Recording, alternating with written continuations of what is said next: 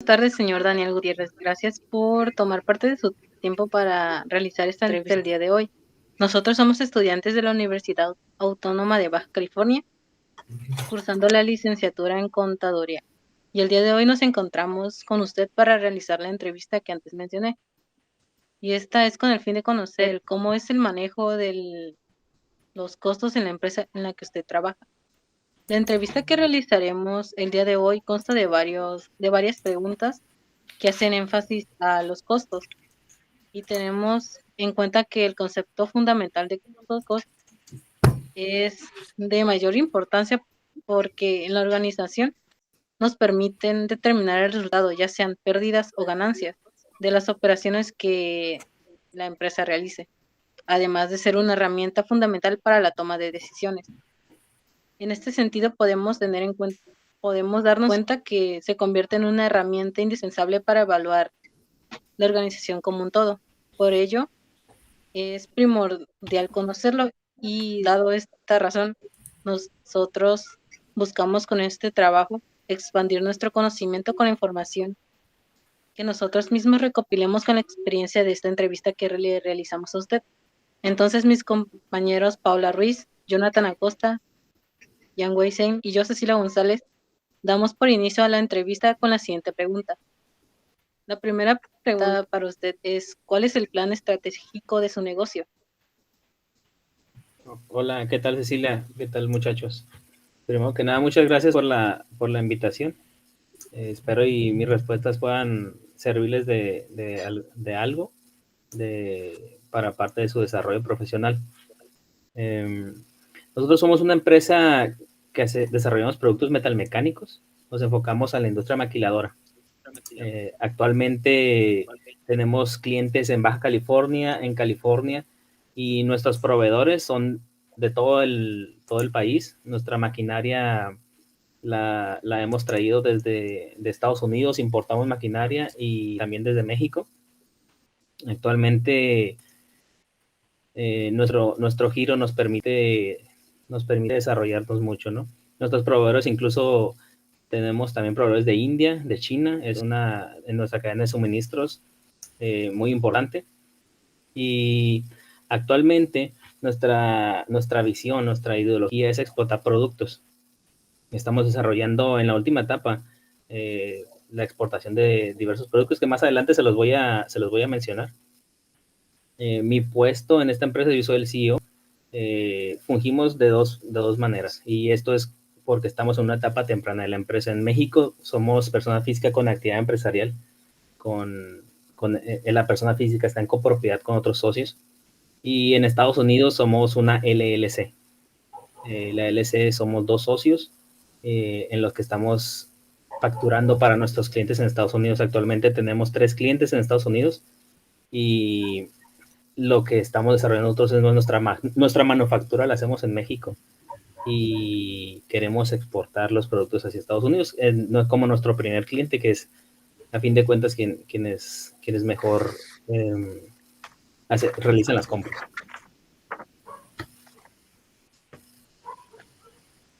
Muchas gracias por su respuesta.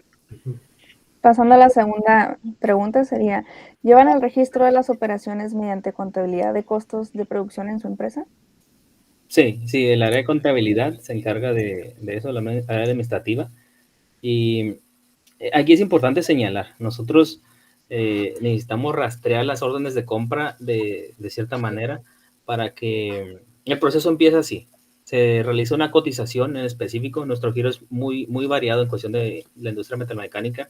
Como nos pueden encargar una pieza o nos pueden encargar 100,000 piezas de un número de parte. Nosotros entonces hacemos las cotizaciones basándonos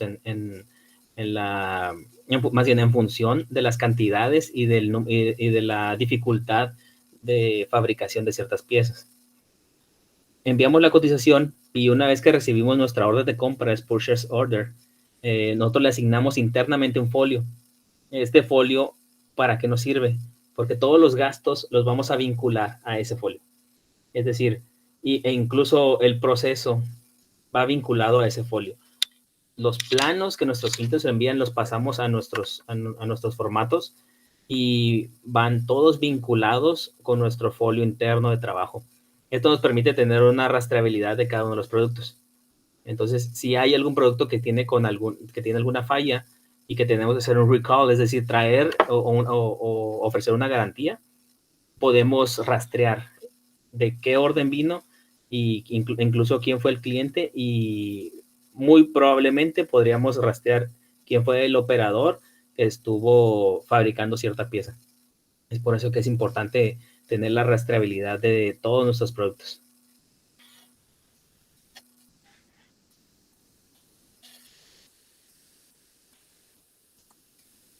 ¿Existen ocasiones en las que exista inventario que no esté relacionado o vinculado a algún proyecto? Sí, muchas veces sí hay proyectos, hay este inventario que no está relacionado a algún proyecto. Intentamos que no sea, como les comentaba en un principio, nuestro giro es muy variado. Tenemos algunos números de parte que estamos fabricando en volumen, es decir, con contratos ya establecidos. Entonces, para esos productos sí es primordial tener un inventario.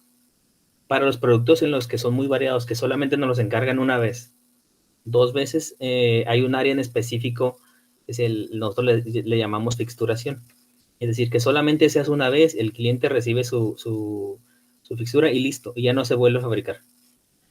Probablemente te la pidan 2 o 3 veces, pero no te la piden 100, 1000, 10,000 veces, ¿no?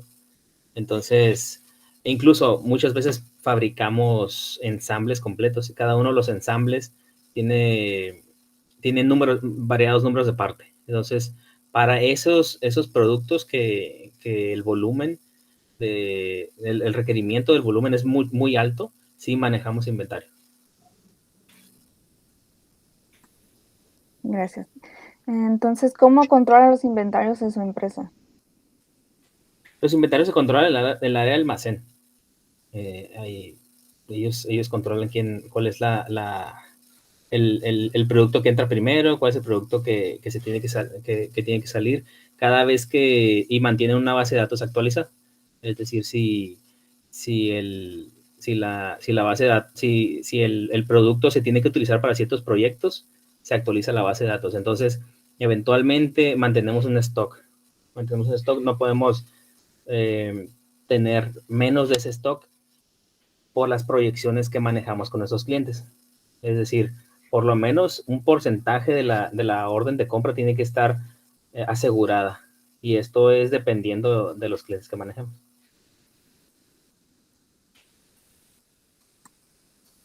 Ok. ¿Qué fórmula de asignación usa para determinar los costos de fabricación para sus productos? Para determinar los costos utilizamos FIFOs, que creo que en México es First Input, First Output, que en México creo que es PEPS. ¿Esto por qué? De hecho, les voy a comentar una anécdota que nos sucedió en alguna ocasión. Teníamos un producto que estamos desarrollando actualmente, y la materia prima se encarga con cierta tolerancia. Entonces nos llega la materia prima y resulta que la mezclamos el producto, la materia prima que nos llegó en noviembre, y la mezclamos con la de diciembre, pero las tolerancias de lo que nos llegó en noviembre estaba más alto que la tolerancia de lo que nos llegó en diciembre. ¿Qué pasa aquí? Que cuando llegamos a la producción, nuestros procesos estaban, se le dice, bueno, se le había asignado un setting, es decir, los parámetros para cierta materia prima.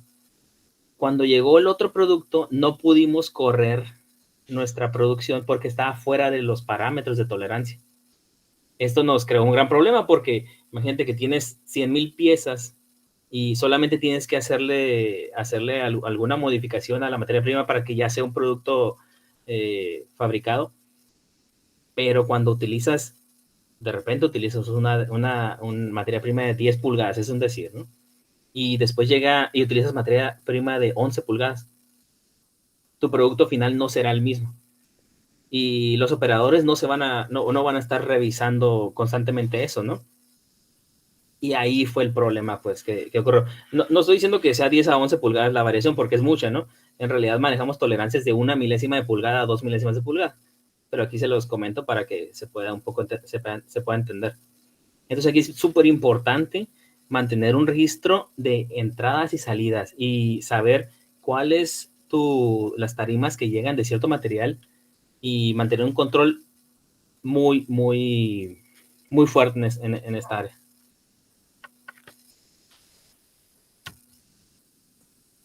Es muy interesante su anécdota. Pasamos a la siguiente pregunta. ¿Qué estados financieros determinan y con qué periodicidad? Nosotros, en México, como somos personas físicas con actividad empresarial, lo hacemos mensualmente. Y esto en función de la declaración mensual. Anualmente se le hace la declaración del ejercicio. Y en Estados Unidos también se lleva, creo que es bimestralmente. Y en Estados Unidos lo hace la parte administrativa. Ok. Pasamos a la siguiente pregunta. ¿Conocer el costo fijo de su producto? Sí, el costo fijo lo conocemos cuando son productos, cuando se lo asignamos más que nada a la mano de obra. La mano de obra es uno de los costos fijos que mantenemos y aparte del cliente. El costo fijo en estos casos lo tenemos, es algo que no podemos nosotros manipular demasiado porque todo parte de un software. Nuestros diseños se pasan a tercera dimensión y en un software de tercera dimensión te dice cuánto tiempo te va a llevar fabricar ese producto. Entonces no hay forma, bueno, sí habría forma, ¿no? De mentir en este caso, pero no es lo ideal, no es una buena práctica decir, oye, me lleva más tiempo fabricar este producto cuando el software te está diciendo que te lleva menos, ¿no? Entonces creo que lo saludable que hay siempre es seguir este software que simula la fabricación del producto y ya tendrías los costos fijos. Entonces, ¿existe un costo variable para el producto? Sí, el costo variable. Yo fíjate bueno, yo creo que se los comento más adelante, pero el costo variable se enfoca más que nada a la materia prima. Cuando compra, y creo que yo creo que lo han de haber escuchado ustedes en sus clases, cómo ha ido los precios de los metales a la alza. El problema que hubo cuando Texas se quedó sin gas y que no tenían no tenían combustible para echar a andar su maquinaria. Entonces, como no, Texas y toda esa zona de Estados Unidos se queda sin combustible, entonces, ¿qué pasa con México? Pues lo mismo, no hay combustible para poder producir, para que los molinos estén produciendo materia prima. Y los costos se elevaron, todos los costos se elevaron ahí. Entonces, ese es un precio que claramente es variable la materia prima. Esos son por factores externos. Además, supongamos, por ejemplo, más bien el problema que nos pasó, que tuvimos todos, de la pandemia, en los plásticos, en especial en el policarbonato. ¿Qué pasó? Había demasiada demanda de policarbonato para las caretas que se utilizaban, ¿no? Las caretas, las divisiones. ¿Sí saben cuál es el policarbonato, no? O el acrílico. Entonces, este plástico transparente. ¿Qué pasaba? Había demasiada demanda, entonces muchos de los distribuidores ya no tenían y el poco material que tienen en stock lo elevaron en costos. Entonces, ese fue un gran problema. Y otro de las formas en las que los costos pueden ser variables es por volumen. Cuando compras materia prima a bajo volumen, alto volumen, puedes llegar a tener diferentes costos, pero eso más que nada no es un asunto de raíz, sino que es un asunto que manejas más que nada con los proveedores, Sí. en cuestión de negociaciones. Entonces, como usted empresa, ¿qué mecanismo utiliza para fijar los precios? En cuestión de mecanismo para fijar precios, pues está manos de obra, utilizamos también la utilidad sobre el producto que le vamos a asignar. Hay diferentes variables para poder fijar nuestros precios, incluso conocer al cliente. Si es un cliente al que tú le das crédito, los términos de pago. Si es un pago de contado, es muy diferente a trabajar net 15, net 7, net 30. Incluso hay unos clientes que te manejan net 90. Pues estamos hablando de 3 meses. Hay incluso otros clientes que te manejan net 120. Pues ya son más meses, ¿no? Entonces, si tu producto te cuesta 100 pesos ahorita, mantener mantener el margen de costo por 4 meses ya es mucho, es demasiado. Entonces, para poder asignarle un costo, para poder asignar precios, a cierto producto, tendrías que verificar muy bien los términos de pago con tus clientes. Y eso es otra variable para asignar los precios de tus productos. Okay. Entonces, desde la creación de su empresa hasta el momento, ¿existe algunas restricciones o que has tenido para fabricar? ¿Cómo? Perdón, no entendí la pregunta. O sea, ¿qué restricciones tiene o han tenido para fabricar hasta el momento? Sí, perdón, es que dice la conexión a internet es inestable. La pregunta es así, ¿qué restricciones tiene o ha tenido para fabricar? Oh, ok. En específico, fíjate que las restricciones, hay, hay muchísimas restricciones que pudieran ocurrir, pero las principales podríamos decir que son las gubernamentales. Permisos de operación, cada que cambias tu locación para llevar a cabo tu producción, es decir, que tu producción aumenta y necesitas un espacio, una nave más grande, tienes que cambiarte de lugar, ¿no? Y esto es un proceso, solicitud de permisos de operaciones, disponer el residuo, que es muy importante, tener los permisos para disponer residuos, te lleva tiempo. Esas probablemente serían las restricciones que se pudieran presentar más en cuestión gubernamental. Cuando tienes un proyecto en puerta y no tienes los permisos adecuados, y se aplica a cualquier negocio. De hecho, yo hago desarrollo inmobiliario, y cuando desarrollas un inmueble, previo a la construcción, tienes que tener los permisos. Pues si no tienes los permisos específicos por parte de gobierno, ni para qué, ¿no? Ni para qué avanzas, porque te van a poner multas, te van a detener las obras, y lo mismo pasa para producción industrial. Si no tienes los permisos para poder estar operando, incluso los permisos para poner tu logo en tu local, es muy importante. Eso es en cuestión gubernamental, ¿no? Okay. La otra parte es, por ejemplo, materia prima, cuando no hay material en el mercado. Imagínate que no hay material en el mercado y lo necesitas, ¿no? Entonces, esa es una de las restricciones que también ocurre, como lo que les comenté hace rato. En pandemia hubo una alta demanda de policarbonato de un 16 de espesor, y no había para desarrollar ningún otro proyecto. Entonces, las extrusoras tenían que trabajar, las plantas de inyección tenían que trabajar específicamente en ese material, y los costos se elevaron. Okay, gracias. La siguiente pregunta que tenemos sería, ¿utilizan todas las capacidades que tienen instaladas para producir? Sí utilizamos, bueno, no toda la capacidad, aproximadamente andamos en el 75-80%, y a veces dirán, oye, ¿por qué no utilizas toda tu capacidad? Y eso es más que nada por estrategia.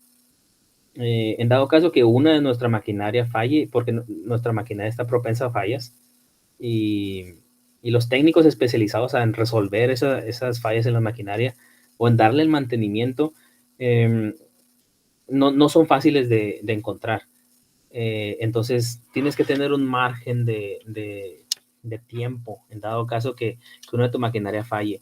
Y para eso tienes el otro 20-25% de respaldo. Igual, ¿qué pasa cuando tu capacidad se ve sobrepasada?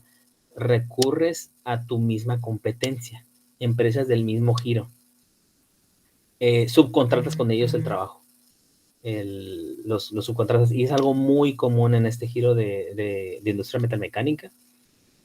Hay muchísimos negocios de este tipo en el que se distribuye el trabajo en la misma área. Wow. Muchas gracias por responder todas nuestras preguntas. Nos acaba de dar mucha información y quiero admitir que la forma en que usted lo explica lo hace muy fácil, muy sencillo que entender. Realmente, muchas gracias por dar de su tiempo para responder nuestras preguntas. Antes de irnos, ¿nos quiere decir algo más sobre este tema, sobre las preguntas que le acabamos de hacer? Sí, fíjese que bueno, podríamos quedarnos aquí a platicar muchísimo tiempo, ¿no? No sé, no sé de qué tanto tiempo cuenten ustedes, pero les puedo contar una anécdota que nos ha ocurrido. Y es, por ejemplo, en la asignación de costos. Ya ves que vamos enfocados a asignación de costos creo que es esta la materia, ¿no? Tenemos un proyecto y es uno de los proyectos de los más grandes que tenemos y que nosotros empezamos a trabajar hace meses.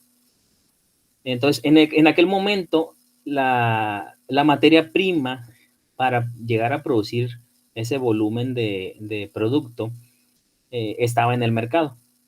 Sin embargo, en este tiempo, ahora ya casi diciembre, ya no hay materia prima. Entonces, nuestro precio se vio afectado.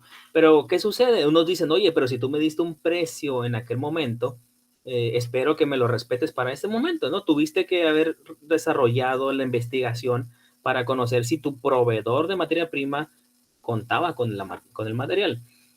Entonces, para estos casos, ¿qué se hace? ¿Qué se recomienda? Y es algo lo que estamos en pláticas con nuestros clientes es, oye, podemos hacer contratos que aseguren la compra de ese producto y eso me permite a mí hacer contratos con mis mismos proveedores de materia prima para que ellos no vendan. Es decir, que ese producto congelen su precio. Yo les puedo congelar el precio a nuestros clientes y de esa manera podemos asegurar la cadena de suministros de materiales. ¿Qué pasa cuando no? ¿Qué pasa cuando el cliente se demora demasiado en responder a una cotización? Que como fue este caso, que en ese inter de tiempo, en esos meses, simplemente la materia prima se acabó. ¿Y qué tenemos que hacer nosotros? Recurrir a algunos otros métodos de fabricación para poder llegar a tener materia prima. En este caso, pues pudimos resolverlo de cierta forma con algunos métodos de fabricación con los que contamos nosotros, con la tecnología con la que contamos, pero fue algo difícil. Entonces, yo creo que es algo que yo creo que es importante comentarles para que lo puedan tener como conocimiento, es de que es muy diferente el precio hoy al precio, el precio del metal es muy diferente el que tendremos hoy al que tendremos dentro de 6 meses. Y eso lo podemos ver en las gráficas e incluso en las proyecciones. Si ustedes descargan una aplicación en la que vean precios de metales, no solo el oro, ¿no? También aluminios, aceros al carbón y demás. Latón también, todos los precios de los metales están elevándose. Entonces, yo recomendaría hacer contratos y para que puedan congelar esos precios de metales y mantener el stock con ustedes.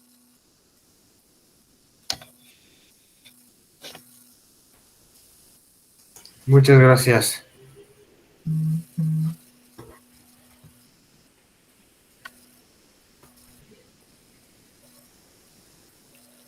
Listo, ¿algo más en lo que les pueda ayudar? No, eso sería todo. Muchas gracias por todo. Pues nada, gracias por la invitación y espero les haya servido de algo. Espero y les pongan 10. Creo que han estado trabajando muy bien. Yo también fui maestro y, bueno, aparte del grado académico, pero también fui profesor de universidad y preparatoria, entonces creo que han estado trabajando muy bien. Y mensaje para el profesor, pueden asignarle 100. Muchas gracias. Muchas gracias. Gracias. Pues nada, que estén bien. Buen Muchas día. gracias. Buen día, hasta pronto. Buen día. Que Buen tengan día. una